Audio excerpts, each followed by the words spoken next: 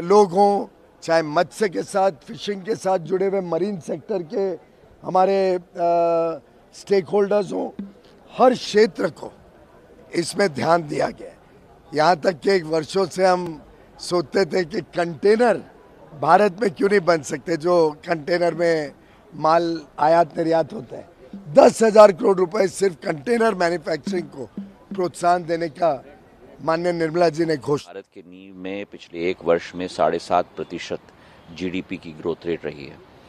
विश्व की सबसे तेजी रफ्तार से विकसित इकोनॉमी के रूप में भारत चौथी साल में उभरा है और उसी के साथ महंगाई पर भी पूरी तरह से काबू पाया गया है। पिछले 9 महीने में केवल 1.7% महंगाई की दर रही है, जो देश के इतिहास में एक पहला अनोखा उदाहरण है। वहीं फिस्कल डेफिसिट मतलब अपने एक्सपेंसेस पे कंट्रोल भी संपूर्ण रूप से रखी गई है।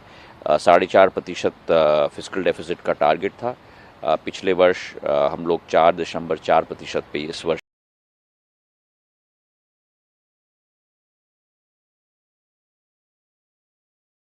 की इंफ्रास्ट्रक्चर के प्रति कैपेक्स का स्पेंड जो 2 लाख करोड़ रुपए होता था 2014-15 में, आज बढ़कर 11,20,000 करोड़ हो चुका है और अगले वर्ष 12 लाख करोड़ तक हम लोग ले जाएंगे।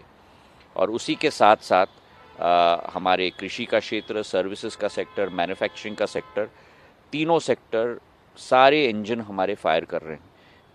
3% की ग्रोथ कृषि के क्षेत्र में रही है, मैन्युफैक्चरिंग में करीब 8.5% रही है और सर्विसेज में 7.5% रही है।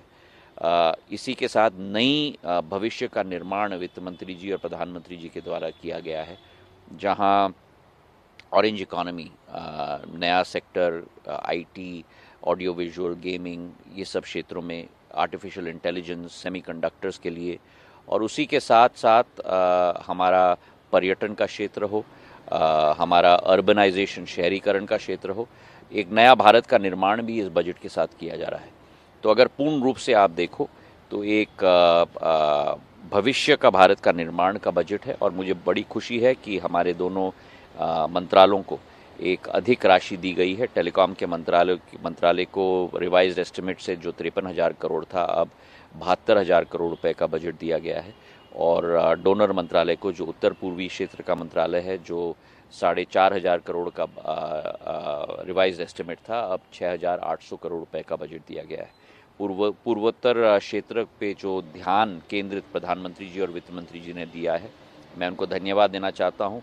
4,000 ई बसेज लगी हुई हैं, 5 बुद्धिस्ट सर्किट की घोषणा की गई है और शहरीकरण पे भी और स्वास्थ्य के क्षेत्र में भी और हमारी इंटरनल लॉजिस्टिक्स में भी बहुत ध्यान दिया गया है, पूर्वोत्तर को और पूर्वोदय दोनों को मिलाकर। आपने अपने विभाग तो ब्रेक के बाद एक बार फिर से हम आगे बढ़ते हुए आप बजट को लेकर के बात कर रहे हैं, क्योंकि भारत का एक नया बजट आज फिर सामने आ चुका है। लेकिन जो उम्मीदें इस बजट से थी, क्या वो उम्मीदों पर खरा उतरा ये बजट? तो ये समझने के लिए हम अपने मेहमानों का भी रुख कर लेते हैं। डॉक्टर नरेश चावला जी हमारे साथ जुड़े हुए हैं, पूर्व संयुक्त सचिव है आईएमए से। सर, सबसे बड़ी बात जो निकल करके सामने आती है बजट को लेकर के कि उम्मीद तो खूब थी, लेकिन इस बार का भी बजट उम्मीदों पर उस तरीके से खरा उतरता हुआ दिखाई नहीं दिया। देखिए, हमारा तो स्वास्थ्य के सेक्टर का जो रोना है वो पहले भी था, आज भी है। सरकारें बदलती गई, स्वास्थ्य को, एजुकेशन को कभी टॉप प्रायोरिटी दी ही नहीं गई। हम मांगते थे जीडीपी का जो 1.1% हमें मिलता है थोड़ा बढ़े।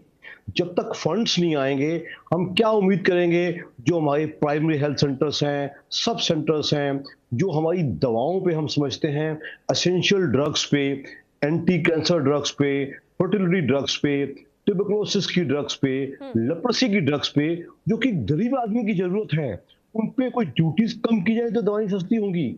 जहां तक मिडिल क्लास की बात है, मिडिल क्लास में आजकल नॉन कम्युनिकेबल डिसीजेस बहुत ज्यादा हैं। हमारी डायबिटीज की दवाइयाँ, ब्लड प्रेशर की दवाइयाँ, कोलेस्ट्रोल की दवाइयाँ, बुढ़ापे की दवाइयाँ, यादाश्त की दवाइयाँ, एल्जाइमर्स की दवाइयाँ, आई थिंक फ्रैंकली स्पीकिंग सबसे बड़ी मांग तो हमारा हमेशा एक ही रहती है कि एटलीस्ट बजट का हेल्थ आउटले थोड़ा बढ़ना चाहिए। जब तक फंड्स नहीं आएंगे हम उम्मीद क्या करें? हमारे एक ही हिंदुस्तान में दो हिंदुस्तान है। एक हमारी मिडिल क्लास जो नॉन कम्युनिकेबल डिजीजेस से सफर करती है, एक आम आदमी चाहता है कि मेरा बजट थोड़ा कम हो जाए, हेल्थ बजट। दूसरा जो हम देखते हैं, जो हमारा 80 से 100 करोड़ लोग, जिनको हम कहते हैं बिलो पॉवर्टी लाइन वाले लोग हैं, उनके लिए फ्री दवाएं होनी चाहिए, अच्छे अस्पताल बनने चाहिए, वहाँ डॉक्टर्स की रेशो बढ़नी चाहिए, नर्सिस की रेशो बढ़नी चाहिए। खाली अस्पताल खोलने से, अनाउंस करने से स्वास्थ्य अच्छा नहीं होता। तो जहां तक मैं समझता हूं कि not only this year, year after year हमारी मांगे वही रहती हैं। जो इक्विपमेंट हमारा इंपोर्ट होता है, सीटी स्कैन की मशीनें, एमआरआई की मशीनें, दूसरा जो ऑन्कोलॉजी यानी कि कैंसर के ट्रीटमेंट के जो रेडियोथेरेपी यूनिट्स हैं, उनको इंपोर्ट कम किया जाए, उनका खर्चा कम होगा, तभी मरीज की रीच में अच्छा इलाज पहुंच पाए।